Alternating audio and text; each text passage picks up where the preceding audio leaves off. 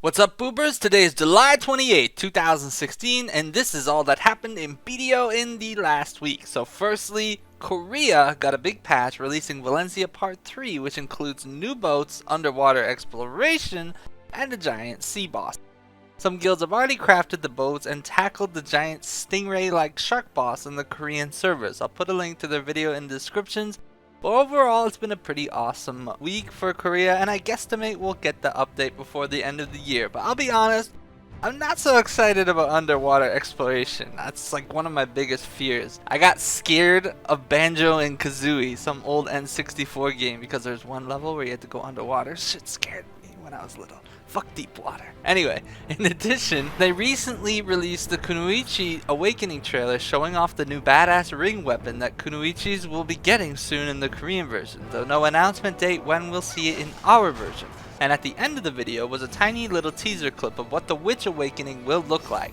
So good news to come. But Kakao did say they wanted to release all Awakenings and NAEU versions simultaneously, so we'll likely need to wait until they've been released in the Korean version before they come to our version, but nothing is set in stone. So with no server maintenance or downtime this week, I'm going to focus on the big controversial topic of the last week's patch. Everyone was excited about ninjas, kunoichis, and the night vendor, but no one seems to be happy about the addition of the value pack to the cash shop.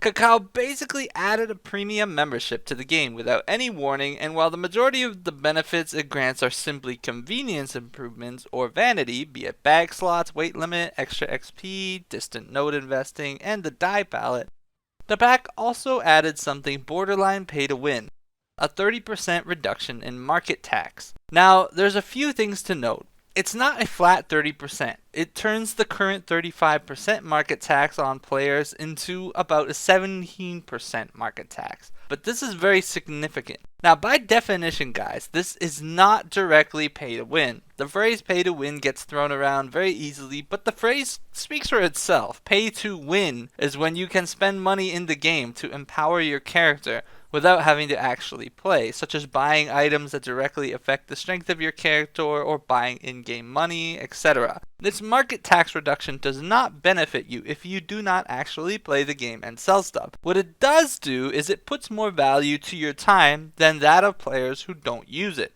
which basically means you will feel like you are wasting your time if you do not have this by comparison to other players who do. It adds a benefit to your playtime that more or less is required in order to keep up with the other players that will have it. It's in the same boat as pets, where it's not gonna make you win, but it's so convenient and time efficient to buy it that you're stupid not to, and you kind of have to keep up with players that do.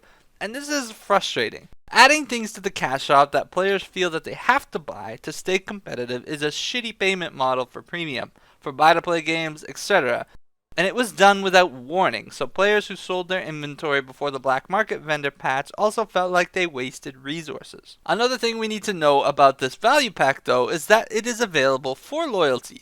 Now the loyalty version seems like a bad joke. For 14 days of playtime you can have this value pack for free for only one day. The only reason you do this is to marketplace value items all day that day. But do note that the value pack is retroactive. You could sell high ticket items all month, and then when your auction list is maxed out and all is sold, you could buy the value pack for loyalty and then receive the payment on all the high ticket items during that one day to benefit from the tax reduction.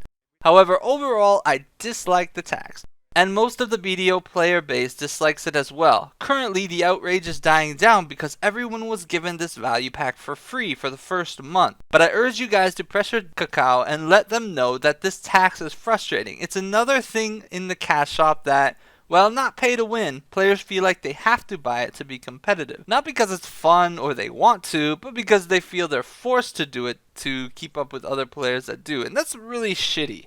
I know plenty of people who would buy the value pack just for the other convenience buffs to support the game and dye their armor all sorts of colors even without the tax reduction. And that sounds great to me. Hell, I would do it too, but take the tax benefit off it. Don't put things in your cash shop that players feel forced to buy. This is a pretty big issue that 90% of players have been talking about, and most of them are completely against the tax. So we'll see how Kakao responds and cares about the opinions of its users, and hopefully it isn't swept under the rug while the value pack freebie months are still being played out. But yeah, that's all I'm going to talk about for this BDO Weekly, so let's take a peek at screenshots of the week. First, we've got Fatina from Croxus, who submitted this nice shot. Then we've got Diaz from Orwin, who submitted this beautiful photo of lighting. And lastly, we have Yosuru from Uno showing off a Kunoichi with Valencia as a backdrop. Now keep sending in your screenshots, guys, to domeran@mail.com, and make sure you include your character name and server. And let's see those sexy ninjas and kunoichis you guys have, preferably action poses. But until next time, I am booping out. Boop.